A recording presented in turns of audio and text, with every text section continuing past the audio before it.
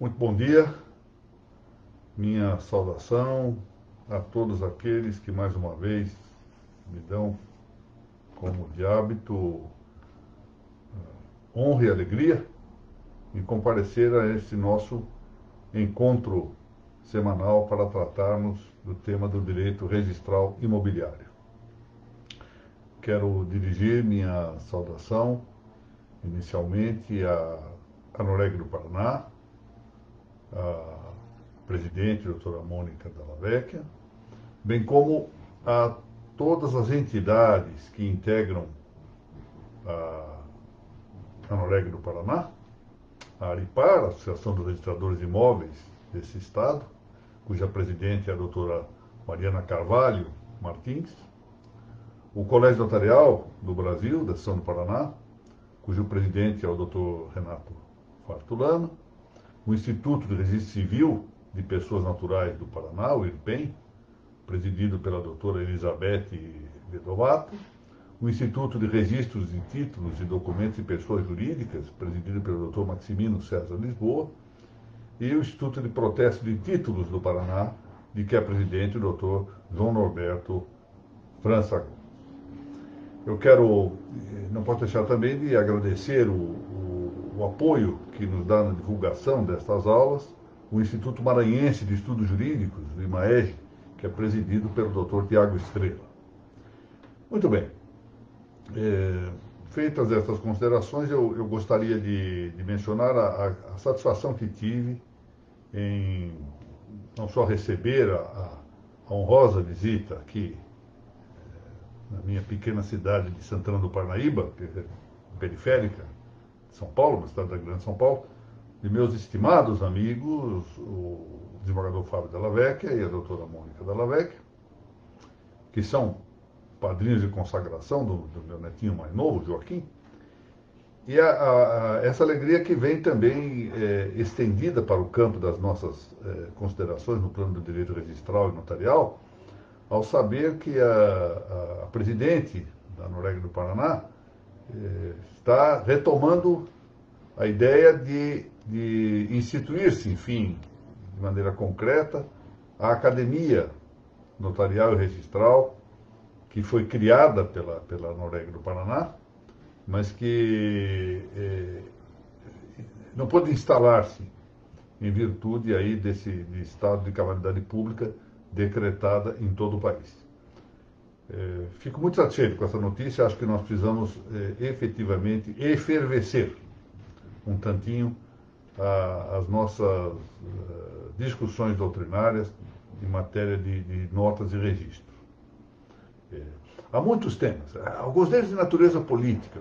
Vejam, por exemplo, a situação de certos estados da Federação Brasileira, em que há muito tempo não se faz a consideração devida da necessidade de sustentar-se adequadamente no plano econômico e financeiro as notas e os registros.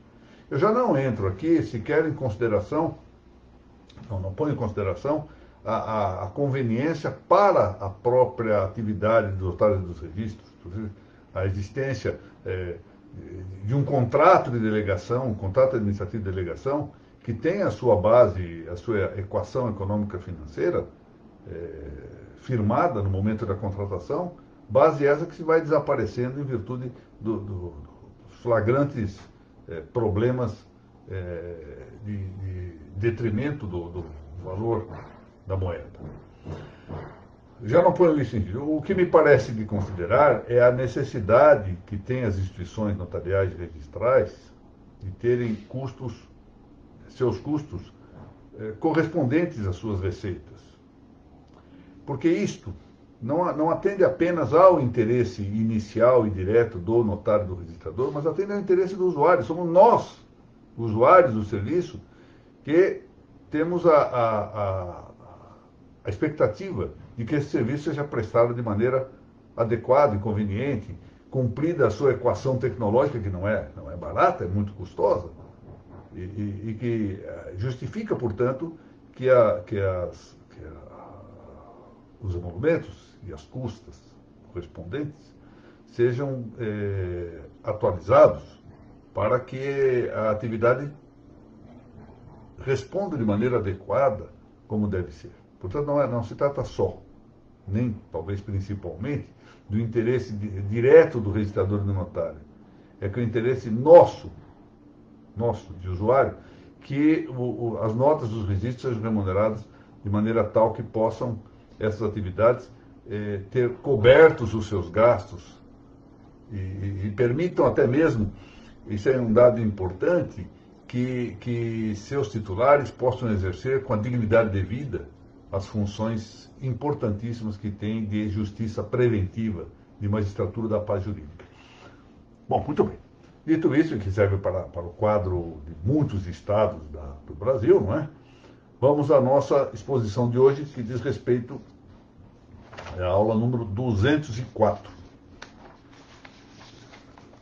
sobre usufruto relativamente à fração condominial e outros direitos reais. Nós estamos tratando aqui, portanto, desse instituto importante de direito real, que é o usufruto, o Instituto Universal,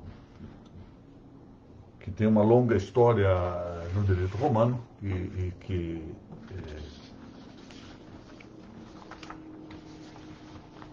em muito essa história acaba nutrindo não só o nosso direito posto, mas também as compreensões correspondentes de seus significados normativos e as interpretações entre as leis, as normas correspondentes e os fatos jurídicos.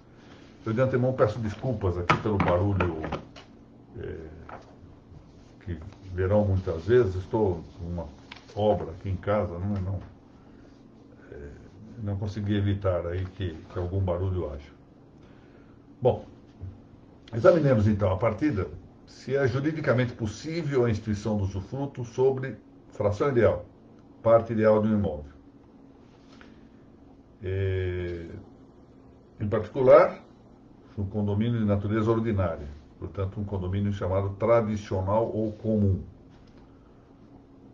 O condomínio que nós chamamos normalmente de condomínio edilício, a expressão não é totalmente própria para significar a espécie, mas corresponde ao condomínio horizontal, ou seja, o condomínio em edifícios de unidades autônomas. Aqui nós estamos tratando particularmente do condomínio de natureza ordinária, condomínio comum ou tradicional.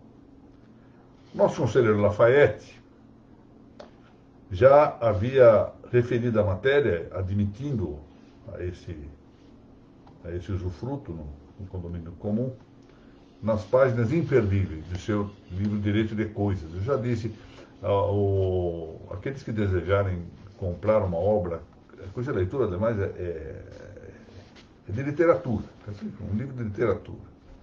Pode procurar o Direito das Coisas numa versão relativamente moderna, porque ele foi objeto de uma reedição chamada Edição Histórica, lançada há uns 20 anos, mais ou menos, talvez um pouco mais, e que ainda se encontra, naturalmente, nessas livrarias de sebo. E diz o conselheiro Lafayette o seguinte: não obsta que a coisa esteja em comum, não obsta para o usufruto. Nesse caso, o usufruto recai na parte indivisa do condomínio que o institui, e os direitos usufrutuários se regem, no que lhes for aplicável, pelos princípios que regulam a compropriedade. Se regem e não se rege. Nesse mesmo sentido, vem a previsão do Código Civil. Isso é importante para nós mostrarmos, com uma ligeira referência ao direito comparado, que isto é um instituto de natureza universal. Não é um instituto brasileiro, caboclo. E que, portanto, por ser de natureza universal, nós podemos nos aproveitar da jurisprudência doutrinária e pretoriana que nesses países se formam ambas, pretoriana e doutrinária, acerca da matéria.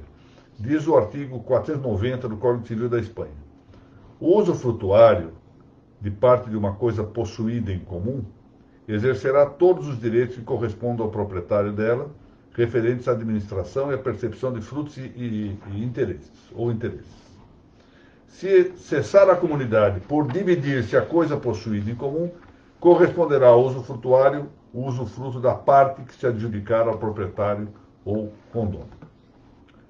A propósito da matéria, Este grande civilista contemporâneo espanhol, Luís Dias Picasso, diz que de dois modos pode exercitar-se por um terceiro o uso e desfrute de uma parte de imóvel em comunhão. Uso e desfrute é usufruto. Num primeiro modo, isso se dá por meio de uma relação de caráter obrigacional. E daí que possa amparar-se essa relação obrigacional com uma disposição do Código Espanhol, Código Civil Espanhol, do artigo 399, que diz: todo condômino terá a plena propriedade de sua parte e a com propriedade dos frutos e utilidades que lhe correspondam, podendo, em consequência, aliená-la, cedê-la ou hipotecá-la. E ainda, aqui vem, substituir outro em seu aproveitamento, salvo se tratar de direitos pessoais. Bem, aqui a ideia de substituir outro em seu aproveitamento significa dar a coisa para o exercício de terceiro. Salvo, aqui a expressão direitos pessoais não supre por direitos obrigacionais, supre sim por direitos personalíssimos, que só possa ser exercido pelo próprio proprietário. Por um segundo modo, referível ao usufruto, há um T a mais aí depois da letra U, de cota. Artigo 499. Confere-se ao usufrutuário não só o direito a perceber os frutos, mas também a possibilidade de exercitar as faculdades que correspondem ao proprietário com referência à administração e governo da coisa. Aqui é propriamente o usufruto, portanto, uma situação de direito real. Admitindo-se, pois, no direito espanhol, o usufruto da fração ideal. Observemos que, tal disse Lafayette, o usufruto de parte do imóvel exige observância dos princípios que regem a comunhão. Por isso, o uso e a fruição da parte do imóvel deve sempre sujeitar-se aos limites, às fronteiras próprias a que estão submetidos os mesmos condôminos. Ou seja, aqui vem a ideia, eu não posso passar mais direitos do que aqueles que eu tenho. Então, o condômino pode abrir mão de alguns direitos, mas dentro dos limites em que ele se encontra. Isso quer dizer, os limites próprios do domínio, ou do condomínio, ou da parte que eu posso exercitar, da fração de poderes que eu tenho como condômino, é isso que eu posso passar a terceiro na modalidade de usufruto.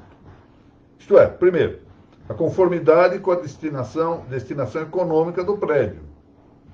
Ou seja, com os fins que, por natureza ou por vontade dos comproprietários, possuem o imóvel cuja parte foi dada de usufruto. De fato, não é possível. Se o imóvel é só para fins de residência, eu não posso constituir usufruto de uma parte ideal para admitir que, contra o fim residencial, atue o credor usufrutuário. O Código Brasileiro diz isso no artigo 314. Cada condômino pode usar da coisa conforme sua destinação. Segundo, o interesse da mesma comunidade dominial. A comunidade dominial tem um interesse comum, esse interesse deve ser observado. Aliás, em em todas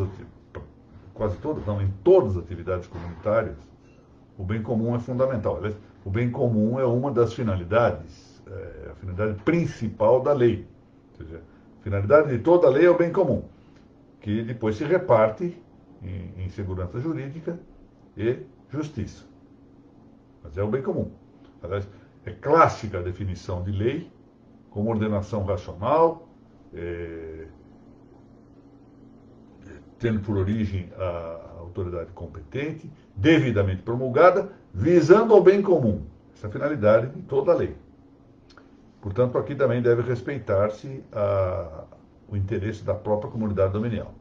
E, finalmente, o resguardo do direito dos condôminos, dos demais condôminos. Não é possível que se dê em usufruto uma parte ideal para confranger, para adversar o interesse dos demais condôminos. Essas referências dizem com a natureza mesmo da compropriedade, não é? E são expressas assim no Código Civil Espanhol, que eu vou ler aqui.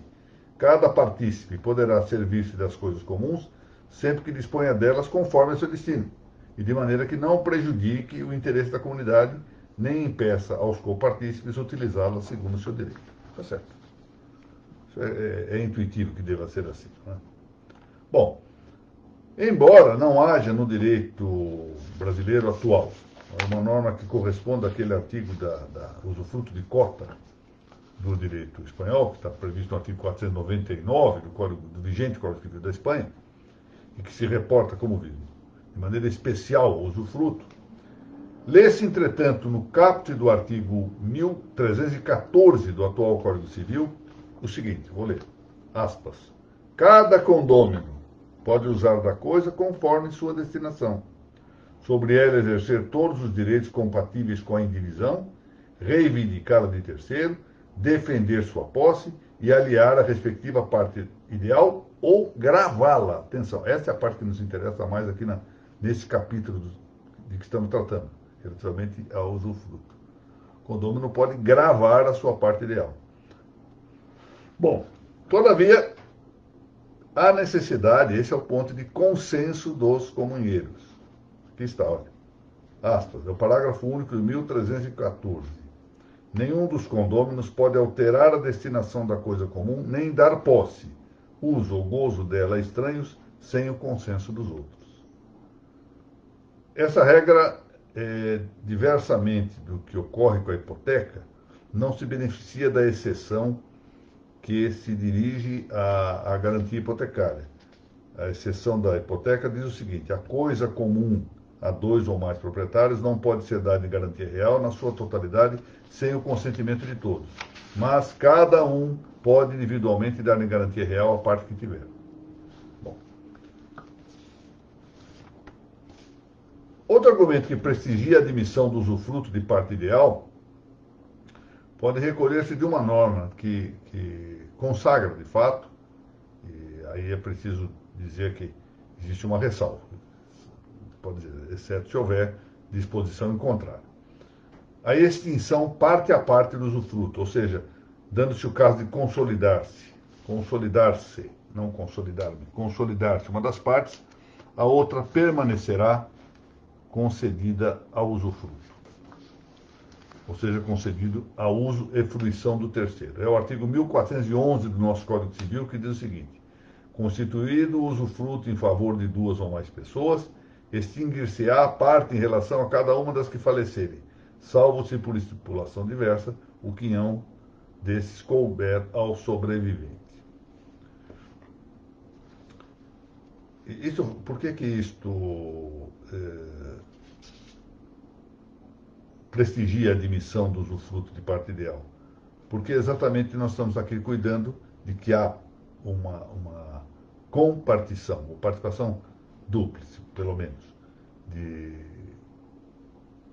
dois ou mais credores usufrutuários sobre um mesmo imóvel, de maneira que quando um morre e salva de posição em contrário, essa parte que corresponde a ele, que seria, portanto, inevitavelmente uma parte ideal, pode, eventualmente,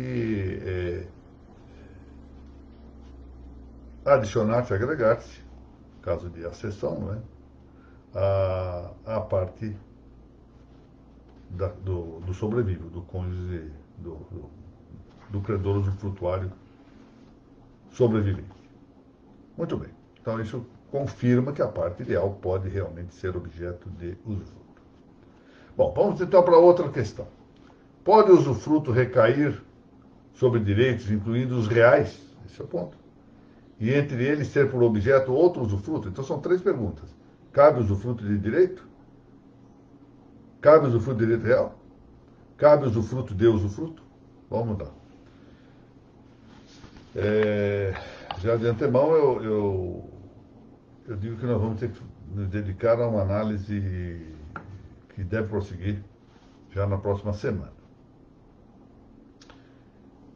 A primeira indagação, se os direitos podem ser objeto de usufruto, Carvalho Santos responde de maneira muito incisiva e muito clara. Sem dúvida que sim.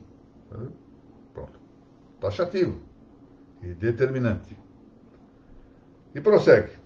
Esse grande autor civilista brasileiro, que escreveu ao tempo do Código Civil anterior, um grande comentário que merece muito que seja lido, diz ele que o artigo 714 do Código de 16, e que corresponde ao artigo 1390 do Código atual, previa por objeto material passível de usufruto os bens móveis ou imóveis. E entre os imóveis contavam-se os direitos reais imobiliários. Uma análise textual muito fácil de fazer. Ó. Podem ser objeto de usufruto, artigo 714, os bens móveis ou imóveis. Ponto e basta. Ora, quais são os bens móveis? Vamos ver quais são os bens móveis. Tem a lista. Bom, pode ser objeto de usufruto. Quais são os bens imóveis? Vai ser a lista dos bens imóveis. E aí se encontra no artigo 44 do Código de 16, como agora também se encontra no artigo 80 do Código de 2002, que se consideram imóveis para os efeitos legais os direitos reais sobre imóveis e as ações que os asseguram. Logo, pode haver não só usufruto de direitos, mas usufruto de direitos reais. De uma só cajadada, por assim dizer, matamos as duas respostas, as duas perguntas. Também nessa linha vai a doutrina portuguesa. Um autor contemporâneo, jurista português contemporâneo, que tem um livro de direitos reais muito interessante, chamado Rui Pinto Duarte, que é esse o nome que eu, aqui por brevidade de causa, estou mencionando, que diz que o usufruto pode ter por objeto não apenas coisas corpóreas, como direitos. Acrescente-se aqui a circunstância de que a previsão do artigo 1390 do Código Civil Brasileiro, de que o usufruto possa recair sobre um patrimônio inteiro, já inclui a admissão de incidir sobre direitos. Se é o patrimônio inteiro, significa que tanto podem ser bens corpóreos, como podem ser direitos. E isto também o refere este jurista alemão, Martin Wolf, que temos citado algumas vezes, que diz, referindo-se ao direito germânico, o usufruto sobre direitos, aspas, surge na vida jurídica quase exclusivamente como parte do usufruto sobre um patrimônio. Ou seja, dá-se o patrimônio como um todo e aí, então, se justifica o usufruto sobre um direito, como parte desse todo, como parte do patrimônio. Que mostra a importância e a relevância de nós interpretarmos a ideia de patrimônio inteiro também como uma referência distributiva às suas várias partes. O parágrafo 2º, a regra do parágrafo 2º do artigo 1407 do nosso Código Civil de 2002, prevê o direito de usufrutuário subrogar-se no valor da indenização do seguro do bem objeto do usufruto.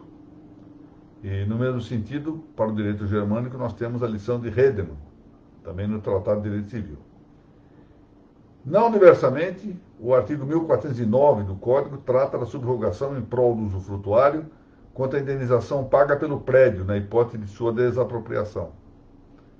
Em ambas as situações, o que nós estamos vendo aqui é que se trata de usufruto de direito. Ainda que também, isso é importante dizer, incida sobre o objeto material desse direito.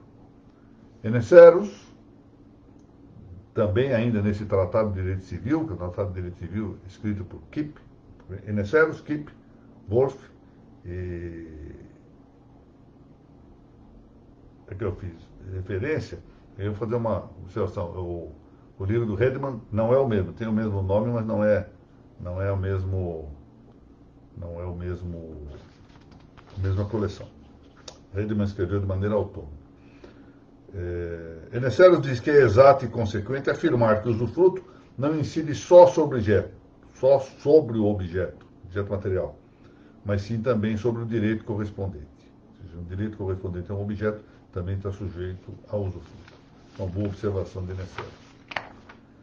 Não são, porém, todos os direitos reais que podem ser objeto de usufruto. Essa é a questão que nós temos que examinar. Ou seja, uma coisa é admitir que os direitos reais, ou melhor dito, que direitos reais possam ser objeto de usufruto. Outra coisa é passar do particular para o universal, ou seja, do particular para o total, e entender que todos os direitos reais podem ser objeto de usufruto. Assim, no direito alemão, podem apenas ser objeto de usufruto os direitos reais transmissíveis. Aqueles que não podem ser transmitidos não podem ser objeto de usufruto no direito alemão. Assim, o parágrafo 1069 do BGB Sobre um direito que não é transmissível, não pode constituir-se um usufruto. Portanto, se o direito não for transmissível, não pode constituir-se um usufruto. Deixa claro que só direitos reais transmissíveis podem ter incidência de usufruto. Antes de prosseguir, lembrei-me de um episódio interessante. Em aula na Faculdade de Direito, com essa menção, parágrafo 1069 do BGB, algum aluno, mais de uma vez ocorreu isso, mas esse episódio me foi narrado por quem tinha vivido a circunstância. Perguntou, está muito bem, é o parágrafo 1069 de qual artigo? Acostumado com o fato de que no direito brasileiro nós temos artigos, parágrafos, incisos, etc. No direito alemão não se fala em artigo, fala-se diretamente em parágrafo. Portanto, o parágrafo 1069 do BGB, que é o Código Civil alemão. Nós não temos no ordenamento brasileiro uma norma equivalente a essa do direito germânico. De maneira que nós temos agora que partir para uma análise sistemática do tema, à luz do nosso Código Civil. Muito bem. E com isso nós concluímos a aula de hoje sobre usufruto e fração ideal e primeira parte dos direitos reais. Eu queria, antes de concluir, fazer aqui ainda algumas observações. Né? Uma série de aulas como nós estamos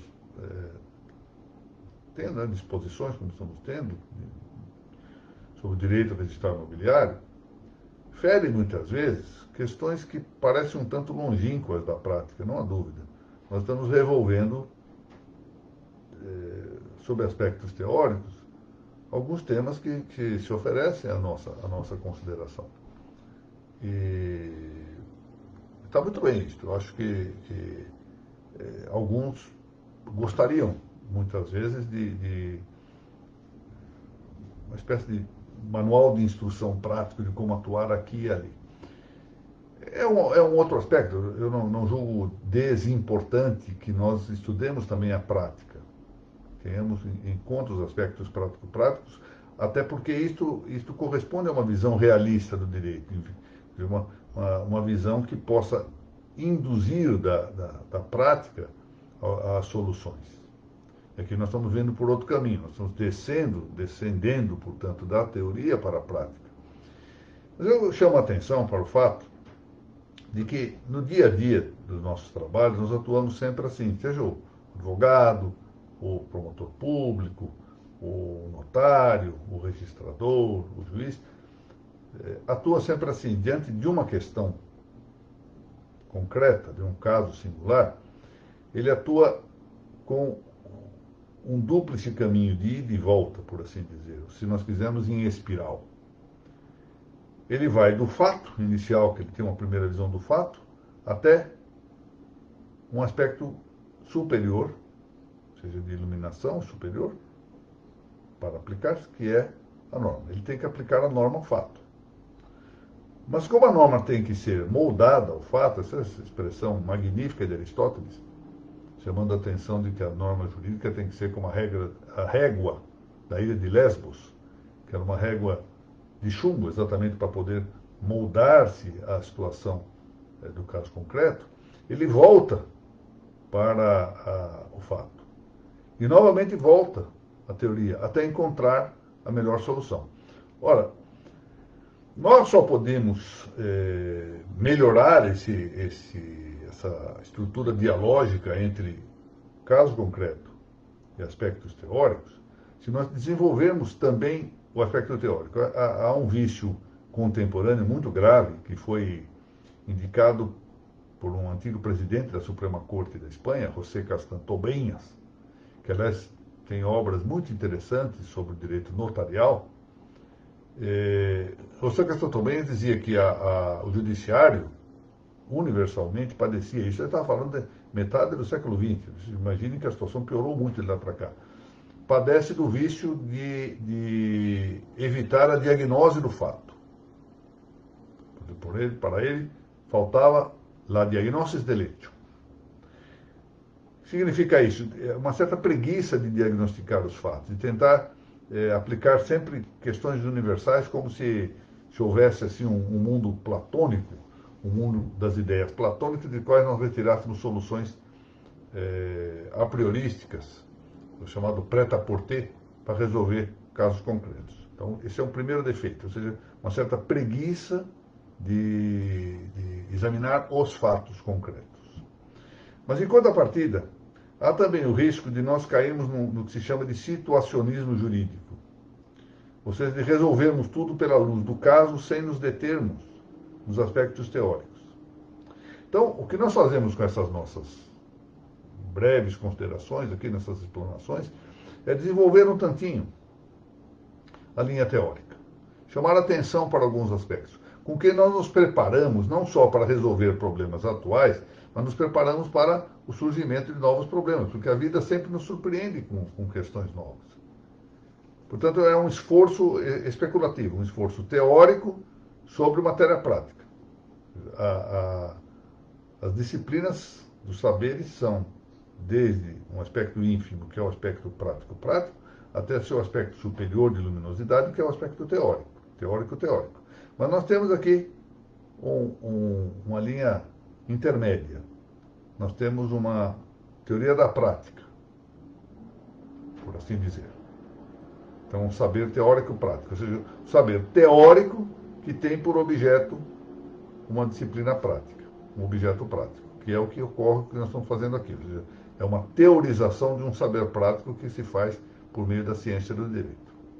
E assim nós vamos nos preparando também para problemas futuros e transmitindo às gerações atuais alguns conceitos que já recebemos legados pelas gerações que nos antecederam.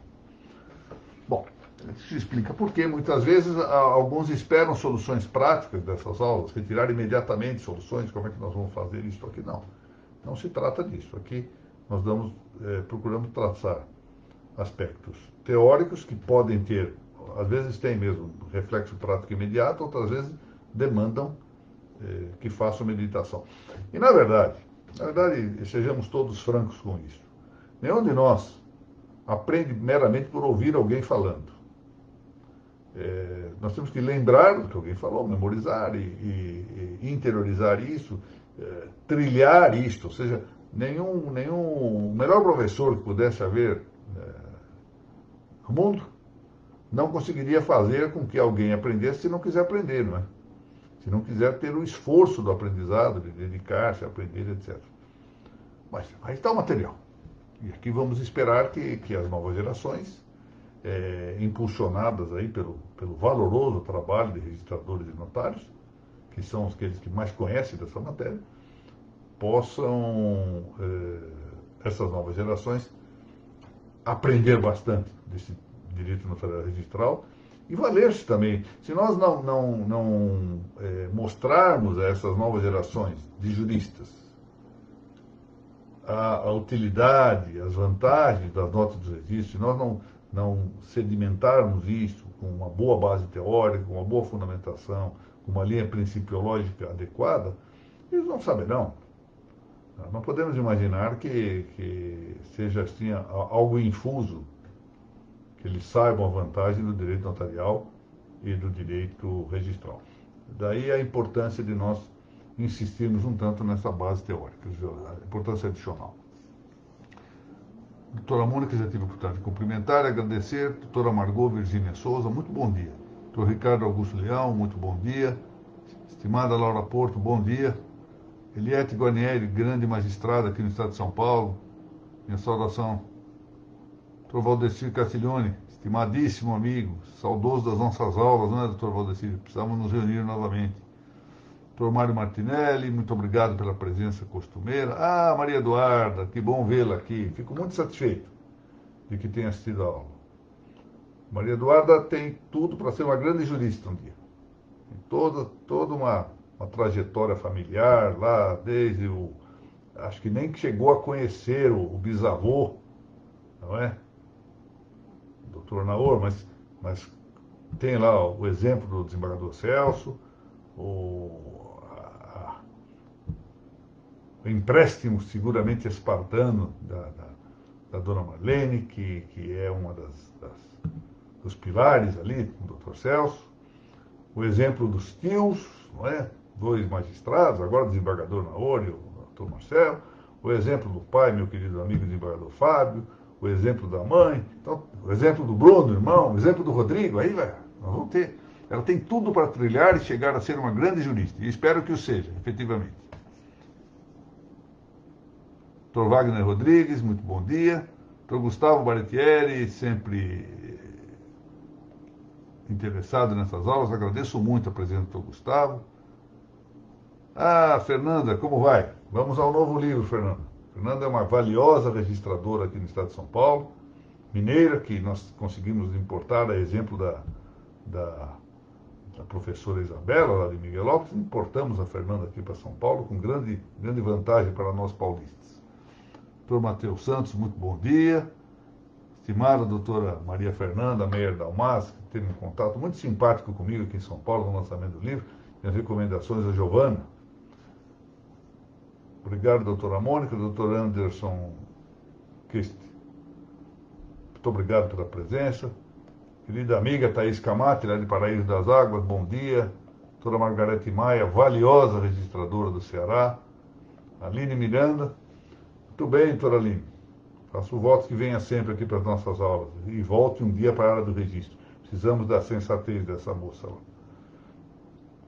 Doutora Ana Paula Braga Bórnia, muito bom dia. Doutor Ricardo Cunha, bom dia. Sônia Batista, que bom que esteja aqui, bom dia. Segundo Serviço de Imóveis de Curitiba, bom dia. Muito obrigado, Fernanda. Olha, uma reclamação aí que faço via doutora Mônica. Doutora Mariana Herrera desapareceu aqui das nossas reuniões. Já faz tempo que não a vejo por aqui.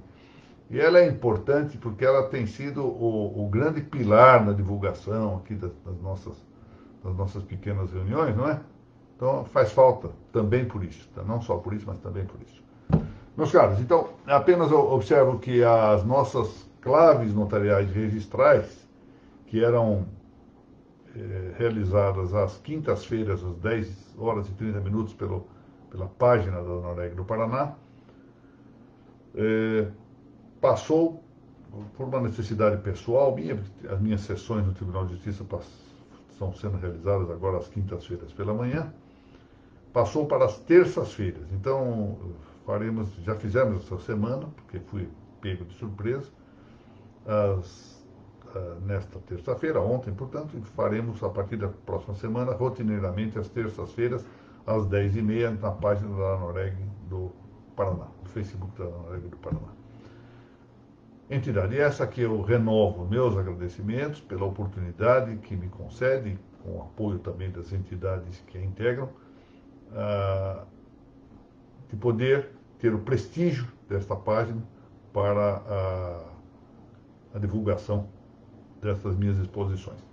E parabenizo mais uma vez a Noreg do Paraná e sua presidente pela retomada da iniciativa de instituir-se, implantar-se, enfim, instituído já está, mas implantar-se a Academia Notarial e Registral do Paraná, que pode ser uma verdadeira escola de expressão nacional, embora seja um organismo estadual, de Estado mesmo, mas expressão, volto a dizer, que pode ser nacional, se nós conseguirmos estimular as produções teóricas, os debates, a muita discussão que merecem o direito notarial e o direito registral. Muito obrigado a todos e um bom resto de semana.